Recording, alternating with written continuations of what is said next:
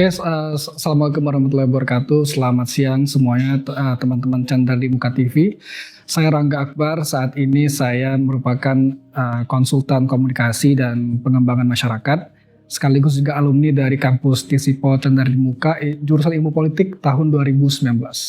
Jadi memang awalnya banget ya kenapa saya akhirnya terjun di dunia masyarakat. Memang waktu saya kecil tuh saya sudah terbiasa gitu dengan membaur dengan masyarakat, apalagi kan ibu saya waktu saya masih bayi itu udah terpilih jadi ketua RT juga waktu itu. Jadi memang sebenarnya salah satu yang memotivasi saya untuk menjadi ketua RW saat ini itu ibu saya. Jadi memang beliau yang ngasih tahu informasi terkait pemilihan ketua RW, juga beliau juga yang mengasih arahan lah gitu. Akhirnya saya mau menjadi ketua RW karena ketua RW itu kan cenderung kerjaan orang-orang dewasa gitu ya, yang sudah berumah tangga ataupun juga sudah punya anak cucu. Tapi saya jadikan itu sebagai titik saya untuk belajar gitu dari orang-orang yang lebih dewasa, bagaimana untuk membantu masyarakat dan juga untuk menyediakan solusi, juga menyediakan tenaga untuk kebermanfaatan di masyarakat, khususnya di sekitar rumah gitu ya. Karena kan saya juga sudah tinggal di daerah saya itu di Kelurahan 5 Ilir itu dari saya lahir sampai sekarang belum pernah keluar kota. Jadi memang saya manfaatkan lah itu untuk menyumbangkan apa yang bisa saya sumbangkan, baik itu dalam tenaga maupun juga pikiran. Kalau dibilang ini secara historis ya, kenapa saya akhirnya melabuhkan pilihan saya di jurusan ilmu politik, karena saya ini salah satu definisi anak emak sebenarnya. Jadi memang lagi-lagi kenapa saya memilih Chandra di Muka sebagai kampus dan ilmu politik sebagai jurusan, itu juga dikarenakan karena ibu saya juga yang menyarankan gitu untuk kuliah di sini. Karena beliau waktu saya masih umur 1 tahun, beliau itu juga sempat kuliah juga di Chandra di Muka di jurusan yang sama. Tapi sayangnya waktu itu ibu saya hanya sampai semester 7. Nah, akhirnya waktu tahun 2014 saya coba untuk daftar di berbagai perguruan tinggi negeri, tapi belum rezeki waktu itu ya. Jadi emang saya diskusi sama ibu saya. Akhirnya ibu saya menganjurkan untuk ya udah nak, coba kuliah di tempat ibu dulu aja gitu. Saya pun baru tahu dari ibu gitu kan, TISIPO Chandra di Muka itu seperti apa. Dan akhirnya dengan berbagai kalau bahasa Palembangnya dengan berbagai olokannya gitu, akhirnya maulah saya untuk kuliah di Chandra di Muka. Sebenarnya kan Chandra di Muka ini kesannya di luar itu adalah kampus-kampus untuk rekan-rekan yang sudah bekerja atau sudah berkarir gitu. Jadi bukan yang benar-benar tamat sekolah menengah atas langsung kuliah gitu ya. Jadi emang awalnya saya masih mikir kayak, waduh nanti gimana gaulnya gitu, nanti apakah saya nanti bisa tuin gitu sama mereka. Tapi justru itu yang menjadikan salah satu pengalaman yang sangat saya merasakan sampai sekarang, relasi yang saya bangun dengan beberapa alumni-alumni dan yang sama angkatan dengan saya waktu itu. Apalagi kan di kampus Chandra di Muka ini banyak sekali mereka-mereka yang punya latar belakang yang berbeda juga. Ada mereka yang latar belakangnya ada yang anggota DPR, itu di pengalaman di kelas saya waktu itu ya, ada yang anggota DPR, ada juga yang kepala desa, ada yang di kepolisian, tentara, dan juga pebisnis. Jadi justru saya memanfaatkan cerita-cerita dari pengalaman berkarir mereka gitu untuk persiapan saya nantinya setelah saya lulus dari kuliah juga. Jadi memanfaatkan koneksi di dalam kampus sih yang menjadi salah satu kenangan terbaik saya selama kuliah di kampus Chandra di Muka khususnya. Karena kan justru itulah yang memberikan saya pandangan bagaimana menyiapkan diri untuk berkarir dan juga untuk memudahkan saya untuk ketika saya ada urusan di instansi-instansi terkait gitu. Seperti contoh ketika saya ada teman di satu kelas itu sebagai anggota DPR, saya lebih mudah untuk berdialog atau audiensi dengan anggota DPR gitu. Jadi emang disitulah saya memanfaatkan koneksi. Salah satu privilege kalau bahasa anak sekarang itu, karena saya jurusan ilmu politik, jadi kan kita kuliahnya cuma 1 kali seminggu ya, cuma hari Sabtu. Justru dengan hanya 1 hari itu, karena saya waktu itu belum kerja, saya memanfaatkan untuk banyak-banyak main, istilahnya main gitu ya. Main dalam artian saya belajar dari berbagai senior-senior waktu itu untuk bagaimana sih cara main di organisasi gitu. Jadi makanya waktu itu saya juga berkomunikasi, saya memanfaatkan lagi nih, ini bisa jadi kata kunci saya selama di Chandra di Muka itu, memanfaatkan. Jadi waktu itu saya mencoba untuk mendekatkan diri lah gitu bersama senior-senior untuk diskusi ini kira-kira di kampus kita ini ke depannya bagusnya seperti apa. Dan akhirnya waktu itu karena saya memang anaknya penuh ambisi ya, kalau saya lihat lagi di belakang itu saya ambisi itu, dan mungkin sekarang ini udah masuk ke fase yang lebih tenang sebenarnya. Bahkan saya tidak bisa membayangkan seambisi apa saya waktu itu, karena emang sebenarnya sebelum kuliah di waktu SMA itu saya sudah terbentuk jiwa ambisiusnya saya dalam berprestasi maupun juga mendapatkan ilmu. Nah makanya waktu itu di saat BEM belum begitu terbentuk dan juga belum ada kegiatan seperti duta kampus, akhirnya itu yang menginspirasi saya dan juga senior-senior saya waktu itu untuk membentuk itu di kampus kita. Itu juga sekaligus menjadi motivasi kita agar membentuk citra di masyarakat bahwa kampus Chandra di Muka ini bukan lagi kampus yang cuma untuk buat cari gelar aja gitu ya, kasar. Jadi lebih untuk emang ini kampus Chandra di Muka ini emang beneran buat anak-anak muda untuk mengembangkan potensi dan kemampuannya gitu. Jadi makanya untuk di segi kepemimpinan waktu itu saya dan rekan-rekan mendirikan lah gitu badan eksekutif mahasiswa yang harapannya agar kampus kita ini bisa sinkron gitu, bisa kerjasama dengan kampus-kampus lainnya agar kita tidak ketinggalan informasi ataupun ketinggalan update dari pergerakan-pergerakan mahasiswa di luar sana.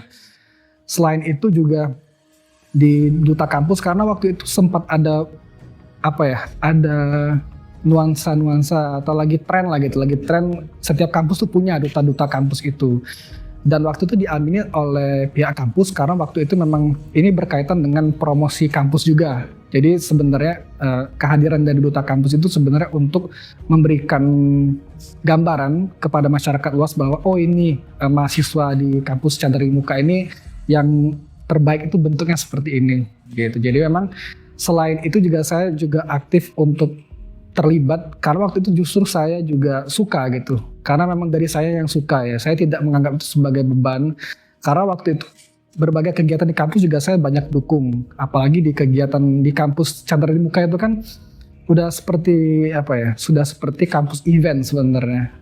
Hampir setiap bulan itu saya paham betul kampus kita itu pasti punya event. Dan di event itulah saya sering dilibatkan gitu oleh kampus dari jurusan manapun, khususnya sebagai pembawa acara. Jadi waktu itu saya tuh sering sekali dilibatkan untuk membawakan acara di kampus Chandra di Muka, dari acara pengenalan kampus sampai acara formal, semi formal, debat dan lain-lain. Jadi di sisi lain juga saya waktu itu juga masa-masa mencari panggung juga ya, akan pernah ada masa-masa itu gitu. Jadi memang karena memang saya suka dan saya yakin juga itu akan menambah kemampuan saya untuk berkarir lagi. Balik-balik saya titik ujungnya itu di karir, kurang lebih seperti itu. Yang saya punya modal saya waktu itu hanya ambisi bahwa ketika saya kuliah di Chandra di Muka saya tidak membatasi. Inspirasi saya itu bukan hanya di kampus Chandra di Muka, tapi saya waktu itu coba untuk mengembangkan koneksi dengan rekan-rekan dari universitas lain gitu ya, dari Unsri ataupun dari UI dan lain-lain, itu saya coba kembangkan juga koneksi di situ. Nah dari situ tuh mulai banyak informasi-informasi terkait peluang, seperti salah satunya peluang pertukaran pemuda ke luar negeri tadi. Nah terlepas dari itu juga program pertukaran pemuda ke Amerika Serikat itu sebenarnya diperuntukkan untuk anak-anak mahasiswa yang sudah banyak melakukan kegiatan-kegiatan kemasyarakatan. Nah, kebetulan karena saya sudah aktif dari semester 1, 2, 3, 4 di kampus Chandra di Muka, jadi pengalaman-pengalaman itulah yang coba saya akumulasi untuk menjadikan portofolio saya semakin kuat untuk dijual lah gitu, untuk ditawarkan ke panitia pelaksana dari program pertukaran pemuda itu. Dan akhirnya waktu itu saya diterima oleh program itu, dan program itu merupakan program yang diinisiasi langsung oleh pemerintah Amerika Serikatnya. Jadi emang waktu itu saya diseleksi oleh pihak kedutaan besarnya di Jakarta, dan saya menampilkan proyek pendidikan politik waktu itu. Saya mempromosikan pendidikan politik yang anti korupsi, karena saya waktu itu juga dari jurusan ilmu politik, jadi saya kegiatannya itu didukung juga oleh kampus kita. Jadi waktu itu saya ada kegiatan untuk Goes to School, kita keliling ke seluruh kabupaten di Sumatera Selatan untuk promosiin kegiatan pendidikan politik anti korupsi sekaligus mempromosikan kampus kita juga waktu itu. Jadi memang sekaligus promosi, sekaligus kita juga memberikan ilmu-ilmu kepada anak-anak di daerah-daerah.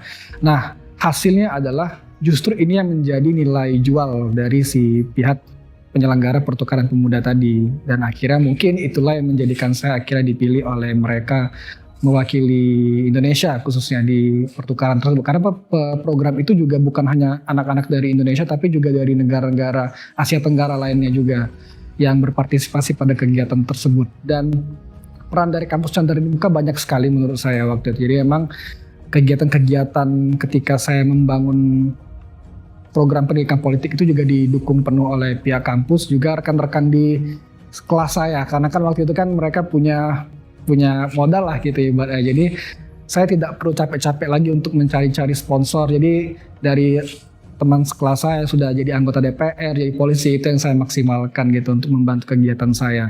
Jadi itulah kenapa sebenarnya ini program pertukaran pemuda ini menjadi hasil akhirnya dari serangkaian usaha-usaha yang sudah saya lakukan dari awal-awal semester gitu. Jadi memang ini sudah saya siapkan dari jauh-jauh hari sih untuk mendapatkan kesempatan tersebut. Tapi juga diimbangi dengan kemampuan menggunakan bahasa asing juga waktu itu. Karena memang saya selain dari aktif di kampus, saya juga sering ikut lomba juga sebelumnya. Saya ikut lomba debat bahasa Inggris, kemudian saya ikut lomba pidato bahasa Inggris, kemudian saya ikut lomba membaca berita bahasa Inggris. Jadi memang bahasa Inggris saya juga terbentuk juga tuh dari rangkaian pengalaman mengikuti kompetisi-kompetisi tersebut. Akhirnya kawin lah gitu dari yang saya emang anaknya ambisi, punya pengalaman di kompetisi, juga pengalaman untuk melakukan pendidikan politik juga di masyarakat gitu. Jadi inilah yang menjadikan saya mungkin nilai jual di pemerintah Amerika Serikat. Dan bocorannya adalah dari ribuan orang yang daftar dari seluruh Indonesia, hanya saya yang membawakan program yang berkaitan dengan isu politik. Karena waktu itu tepat sekali beririsan dengan pelaksanaan Pilkada serentak tahun 2018 juga waktu itu. Jadi kalau untuk konsultan itu, saya memang konsultannya itu pengembangan masyarakat dan komunikasi. Atau bahasa Inggris communication dan community development lah gitu ya, mungkin itu lebih familiar. Tapi memang tugas saya itu bagaimana cara memberikan strategi promosi kepada masyarakat agar mengerti terkait dengan program pemerintah khususnya yang dibuat oleh Kementerian PUPR itu seperti apa. Karena kan saya juga bekerja untuk di instalasi pembuangan air limbah yang menjadikan masyarakat Kota Palembang ini sebagai penerima manfaat. Nah, agar masyarakat ini mau menerima manfaat dari program tersebut, saya diminta untuk memberikan strategi komunikasi seperti apa sih yang mudah dipahami dan dapat diterima oleh masyarakat khususnya di Kota Palembang. Apalagi saya warga Palembang asli, dan makanya peran saya sebagai warga Palembang asli juga berperan gitu untuk menentukan kira-kira strategi yang paling tepat itu seperti apa untuk menjaring warga-warga Palembang agar paham terkait dengan program IPAL tersebut. Nah, sebenarnya saya juga sebagai konsultan ini juga terafiliasi dengan perusahaan International Development. Jadi nama itu Palladium International. Jadi emang saya di sisi lain saya bekerja untuk masyarakat, tapi di sisi lain saya juga bagaimana menemukan strategi untuk memenuhi standar dari si international development tadi gitu. Karena kan ini sebenarnya menjadi tantangan saya, karena mungkin kebutuhan dari internasionalnya seperti ini, mungkin aturannya sangat ketat, tetapi faktanya di lapangan kan suka benturan gitu. Kadang-kadang masyarakat ada yang nggak paham. Jadi itulah peran saya untuk menjadi mediator lah, jadi penengah antara masyarakat juga lembaga yang tempat saya bekerja sekarang. Kalau saya simpulkan dari berbagai pengalaman-pengalaman tadi, memang mencoba ya. Di Kita Bisa kan wadah untuk penggalangan dana secara digital. Jadi itu sebenarnya sesuatu yang sangat baru bagi saya, yang anaknya lapangan sekali tetapi dituntut untuk memahami pasar di dunia digital. Saya tidak tahu menahu tentang isu tersebut, tetapi dengan proses selama 2 tahun saya bekerja di situ, saya akhirnya tahu arus dari pemasaran digital itu seperti apa. Dan bahkan saya pernah mendapatkan, waktu itu donasi ini saya bawa cerita ya, saya mendapatkan donasi pencapaian sampai 1,2 miliar selama 8 bulan beruntun. Jadi 1 bulan itu saya mendapatkan 1,2 miliar dari yang saya tidak tahu apa-apa. Jadi sebenarnya dari proses ketidaktahuan itu, karena saya mencoba, jadi akhirnya saya bisa dapat gitu dengan pencapaian seperti tadi. Begitu pun juga dengan menjadi penyiar radio. Saya belum pernah ada pengalaman menyiar radio, tetapi saya coba dulu untuk menjadi penyiar radio dan akhirnya bisa juga untuk jadi penyiar radio. Jadi memang sebenarnya untuk mencoba-coba karena memang kita tidak pernah tahu dari percobaan tersebut mana yang berhasil. Ketika kita sudah banyak mencoba, kita akan banyak sudut pandang dari berbagai yang kita coba itu sebenarnya apa nih yang bisa kita pelajari dari tiap-tiap hal yang kita coba, yang kita sudah coba gitu. Karena saya banyak sekali interaksi dengan kakak-kakak atau abang-abang saya yang usianya jauh di atas saya. Dan rata-rata dari kebanyakan dari mereka itu mengatakan mereka menyesal karena terlalu memilih ya, terlalu selektif dalam mengeksplor berbagai hal. Nah, saran-saran itulah yang saya kumpulkan dan mereka tidak ingin ya orang-orang anak-anak muda, waktu itu saya yang masih muda itu seperti mereka yang masih kekurangan pengalaman dan ilmu. Makanya karena saya mendengarkan saran-saran dari mereka, makanya saya coba terapkan gitu, dan akhirnya saya adalah gitu beberapa pengalaman bukan hanya di bidang politik gitu. Maksudnya kalau di bidang politik oke nih, saya memang kuliah di bidang politik, juga saya juga banyak pengalaman di promosi pendidikan politik, tapi kan di era sekarang kayaknya kita harus juga explore di bidang-bidang lain juga gitu, apalagi kita masih muda, kita masih punya ruang kapasitas untuk belajar yang lebih banyak juga gitu, jadi lebih ke proses mencoba juga. Dan kalau untuk perjalanan saya ke keliling Indonesia itu sebenarnya tidak direncanakan, tapi memang waktu itu karena memang saya suka jalan-jalan, jadi lebih ke saya pengen belajar juga terkait dengan karakteristik kebudayaan, politik dan sosial di tiap-tiap daerah itu seperti apa. Nah, yang mendasari saya akhirnya kenapa saya juga terjun untuk mengeksplor Indonesia dari Sabang sampai Merauke dikarenakan karena saya dulu waktu kuliah sering ikut kegiatan konferensi, kegiatan forum yang pesertanya dari seluruh Indonesia. Akhirnya saya terinspirasi lagi tuh untuk mengunjungi mereka satu persatu, dan syukurnya adalah ketika saya di usia yang sekarang, ketika saya mau ke berbagai daerah, saya sudah punya koneksi di tiap-tiap daerah. Jadi saya merasa aman dan saya juga bisa eksplor hal-hal yang mungkin halayak umum belum tahu seperti itu. Jadi memang kemampuan untuk mencoba dan mencari tahu sih pastinya ya, karena di berbagai pengalaman saya di baik itu di misal di RW gitu ya ataupun di international development, saya ini tergolong yang paling muda sebenarnya. Jadi rekan-rekan saya itu tuh yang memang usianya tuh yang 5 tahun, 10 tahun di atas saya.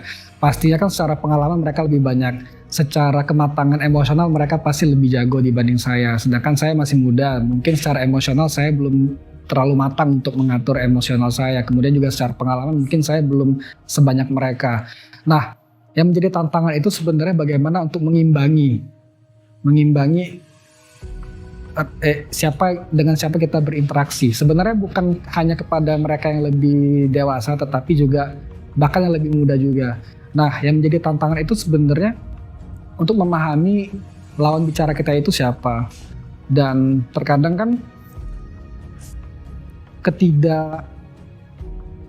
terjadinya konflik ataupun terjadinya miskomunikasi itu kan dikarenakan pembahasaan yang kurang dipahami gitu. Jadi menurut saya sih bagaimana cara kita mencoba untuk memahami orang lain dan juga untuk mengerti mereka baik secara latar belakangnya maupun juga secara politiknya mereka seperti apa.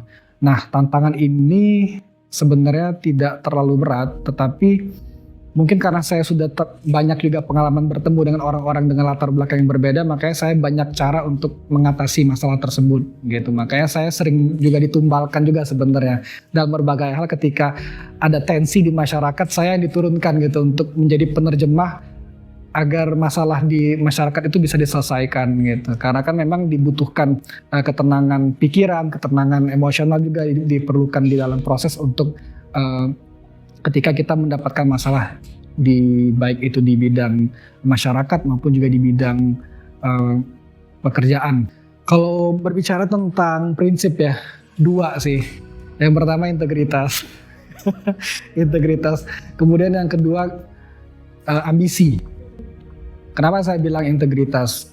Karena kalau di integritas itu kan kita cenderung bertanggung jawab dengan diri sendiri. Ketika kita diberikan amanah, bisa di dalam hal ini dalam pekerjaan gitu ya. Kita diberikan amanah untuk melakukan A, B, C, D. Kita harus melakukan A, B, C, D tanpa harus kita disupervisi atau diawasi gitu. Karena memang ketika kita sudah menganggap satu tugas itu menjadi tanggung jawab kita akan bekerja semaksimal mungkin gitu. Baik dilihat maupun tidak dilihat. Dan ketika kita menjaga integritas itulah, kita akan menyampingkan kepentingan-kepentingan yang sebenarnya bisa merugikan orang lain. Karena prinsip saya adalah bagaimana caranya saya bekerja tanpa harus merugikan orang lain. Jangan sampai kita bekerja di satu tempat, tetapi kita mencuri-curi waktu, gitu, atau kita melakukan pemalsuan, atau mungkin kita melakukan mendramatisir keadaan gitu. Jangan sampai seperti itu. Tapi memang secara proses sih memang tidak mudah ya untuk menerapkan itu. Maksudnya saya juga pasti ada perdebatan lah gitu kan. Mungkin ada tekanan dari pihak-pihak yang kenal sama kita. Jadi juga kita peluang besar untuk terikut arus juga ada. Nah jadi makanya berintegritas itu sebenarnya kata lain dari agar kita itu tidak terlalu mudah untuk mengikuti arus. Karena ketika kita terlalu mudah mengikuti arus, disitulah karakter kita itu akan susah untuk terbentuk. Nah, ketika kita mencoba menerapkan integritas, disitulah karakter kita akan terbentuk dan orang akan tahu bahwa nilai jual kita itu akan seperti apa. Satu kata sih, manfaatkan. Menurut pengalaman saya, kampus Chandra di Muka ini tuh kita tuh udah banyak sekali fasilitas, baik itu fasilitas secara fisik maupun fasilitas secara SDM-nya, orang-orangnya gitu ya. Karena saya paham betul, mungkin teman-teman juga pasti paham bahwa kita punya banyak sekali dosen-dosen dan juga para petinggi yang pengalamannya luar biasa, khususnya di bidang akademis. Nah harapannya kita janganlah jadi mahasiswa yang cuma mengejar nilai. No, it's a big no for me. Karena di luar dari itu, kita tuh sebenarnya ada banyak hal yang harus kita dapat dari kampus. Karena di luar sana ketika kita sudah bukan lagi mahasiswa, nilai itu nggak akan laku lagi. Bukan lagi saatnya kita menjual nilai, tapi menjual kemampuan kita itu seperti apa. Dan dengan cara kita memanfaatkan itulah kita akan merasa maksimal bahwa kemampuan saya dan juga pola pikir saya itu akan terbentuk. Dan mungkin saran saya kepada teman-teman yang masih kuliah sekarang, perbanyaklah untuk berinteraksi dengan para akademisi di kampus ya. Jangan terbatas hanya tentang materi perkuliahan, tetapi juga tentang kehidupan ataupun mungkin juga untuk pola-pola karir ke depan juga itu bisa didiskusikan bersama mereka. Kemudian juga dari segi fasilitas seperti Chandra di Muka TV dengan fasilitas sebanyak ini kan, kalau kita sebagai mahasiswa, kita tidak bisa belajar terkait dengan televisi dikarenakan kita tidak punya fasilitas. Lah ini Chandra di Muka udah punya fasilitas, kenapa kita tidak manfaatkan gitu. Kemudian selain dari itu kan kampus kita juga udah banyak fasilitas-fasilitas lain juga yang seperti perpustakaan dan lain-lain yang itu harus kita manfaatkan. Dan yang paling penting bagaimana cara kita untuk membina hubungan kita dengan rekan-rekan kuliah sejawat satu angkatan lah gitu. Karena kita tidak pernah tahu karir kita ke depan nanti akan bersinggungan dengan mereka atau tidak. Jadi silakan dimanfaatkan jejaring-jejaringnya khususnya, karena kampus kita ini kan bukan lagi banyak yang masih mencari karir, tetapi sebenarnya sudah banyak yang berkarir sebenarnya gitu ya. Kalau boleh saya kasih contoh, misal waktu itu saya pernah satu kelas dengan kepala desa. Dan ketika saya satu kelas dengan kepala desa, ketika saya ingin mengadakan program di tentang kedesaan, saya bisa cukup hadir ke desanya si teman saya di satu kelas tadi gitu. Jadi kita tidak perlu lagi bersusah payah mencari desa mana yang harus kita cari misalnya. Atau sederhananya adalah saya yakin di kelas teman-teman sekarang misalnya ada yang sambilan kerja sebagai pekerja di hotel ataupun misalnya bekerja di tempat-tempat hiburan, dan itu bisa kita manfaatkan mungkin bagaimana nanti peluang kerjanya seperti apa, atau gambaran kerja di bidang televisi atau di bidang pemasaran itu seperti apa. Itu yang harus kita gali, bahwa kurang lebih sebenarnya kuliah di Santri Muka ini adalah bahasa sekarangnya itu ya spill. Sebenarnya itu udah banyak spill yang bisa kita manfaatkan di dalam kampus kita. Jadi tinggal gimana kita untuk memanfaatkan si fasilitas-fasilitas tadi, dan harapannya ketika kita orientasi bukan lagi untuk mengejar nilai tetapi kemampuan, bisa dipastikan bahwa kita akan lebih mudah untuk mencerna strategi-strategi untuk mencapai keberhasilan di karir itu bakal seperti apa. Jadi kurang lebih harus jeli melihat peluang-peluang yang disediakan oleh kampus. Kalaupun memang dirasa belum ada di kampus, itu sebenarnya sangat terbuka untuk dikomunikasikan kepada kampus. Karena waktu di zaman saya kuliah dulu pun, dari mungkin sekitar 80% dari kegiatan yang saya ikuti, baik perlombaan, konferensi, dan juga forum, itu kebanyakan saya sendiri yang mencari informasi, bukan dari kampus yang memberikan informasi kepada saya. Nah, justru inilah yang menjadi peluang kita untuk mendiskusikan kepada pihak kampus, apakah pihak kampus bisa membantu atau tidak. Dan terlepas dari apapun jawabannya, minimal kita ada peluang antara dijawab iya atau tidak untuk dibantu. Sedangkan kalau kita sudah memutuskan untuk tidak mendiskusikan itu jawabannya sudah pasti tidak akan dibantu oleh pihak kampus. Jadi silakan membentuk atau membina hubungan yang sangat baik dengan pihak kampus, siapapun itu, baik dari akademisi maupun rekan-rekan yang ada di sekitaran kita khususnya.